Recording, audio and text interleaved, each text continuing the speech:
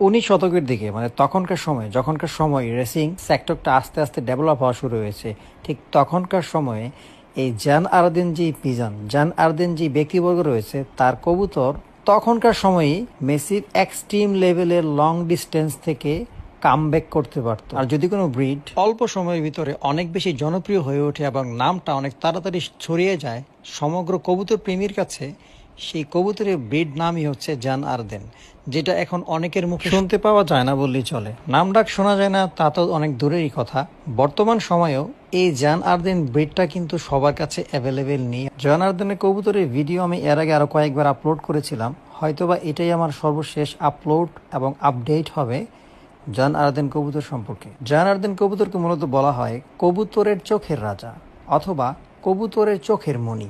মানে তার চোখের যে আইবল থাকে ইনসাইড অ্যান্ড আউটসাইড, এক কথায় এত ব্রাইট থাকে এবং এতটা দেখার মতো থাকে যেটার বর্ণনা দিয়ে আমি শেষ করতে পারবো না। ভালো করে পুরো ভিডিও মনোযোগ দিয়ে দেখুন এবং জন আরদিন সম্পর্কে ছোট্ট একটা গল্প শুনুন।